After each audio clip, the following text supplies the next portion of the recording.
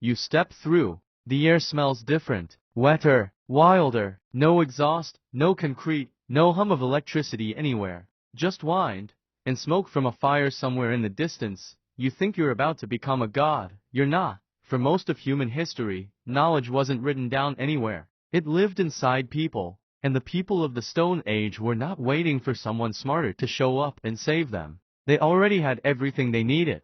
You are the one walking into their world without a single useful skill.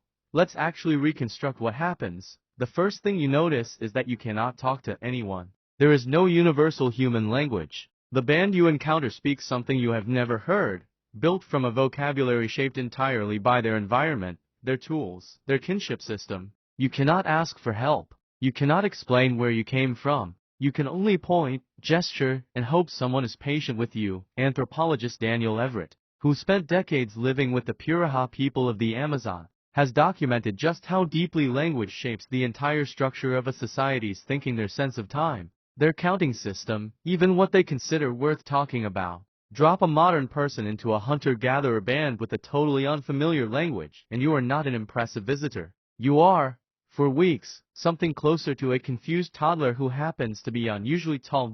So what do you actually bring to the table? You might think fire. Surely you can make fire. Flint and steel, friction, something from a survival show. Here's the problem. Stone Age humans were not waiting on fire. Archaeological evidence from sites like Wonderwork Cave in South Africa shows controlled use of fire going back at least 1 million years, long before modern humans even existed.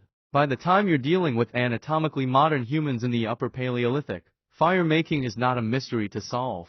It is a mastered, everyday skill, refined over hundreds of thousands of years. They can do it faster and more reliably than you can. What about tools? Could you out-engineer them? Try making a usable flint blade. Just try. Flint knapping, the technique of striking stone in precise patterns to create a sharp edge, takes years of practice to master. Archaeologist Kathy Schick, who has studied stone tool technology extensively, has demonstrated that even trained modern researchers need extensive practice to reproduce tools that Stone Age toolmakers could make almost without looking. Your hands, despite belonging to the same species, do not have the calluses, the muscle memory, or the spatial intuition this work demands. You would likely cut yourself before you produced anything usable. Could you impress them with knowledge instead? Astronomy, mathematics, medicine. Here's where it gets interesting, because this is the one area where you might have a real edge. If you know that an eclipse is coming, and you can predict its timing precisely,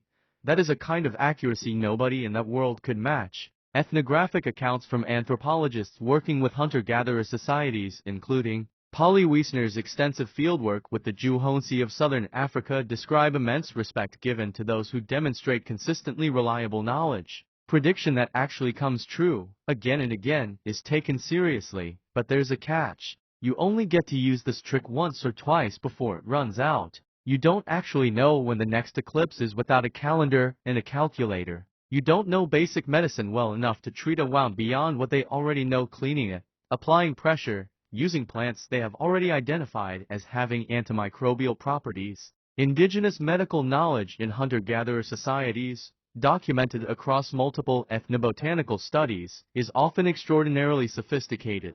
They are not waiting for you to tell them which plants help fevers. They already know. So let's reconstruct your actual first week. Day 1, you cannot communicate. Day 2, you cannot find food, because foraging requires knowing exactly which plants are safe, which are seasonal, which are toxic lookalikes for edible ones, knowledge built from a lifetime of observation passed down generationally. Day 3, you cannot keep up on a hunt, because tracking requires reading disturbed soil, broken twigs, and animal behavior patterns with a precision that takes years to develop. Day 4, you're cold at night because you do not know how to build a shelter that actually holds heat.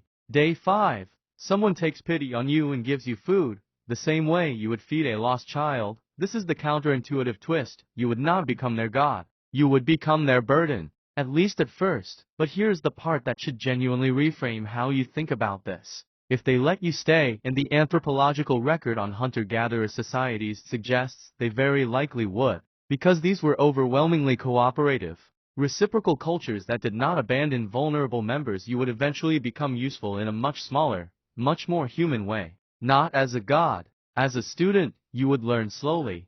You would contribute in tiny ways. Maybe you'd be good at something unexpected, sharp eyesight, patience, a knack for a particular task nobody else enjoys doing. Anthropologist Richard Lee's landmark 1968 study of the Zhuhongxi found that hunter-gatherer life, contrary to assumption, often involved fewer working hours than agricultural or industrial life, leaving substantial time for rest, storytelling, and social connection. You might find, after the shock wore off, that survival there was not a constant desperate struggle. It was structured, social, and in many ways, less anxious than the life you left.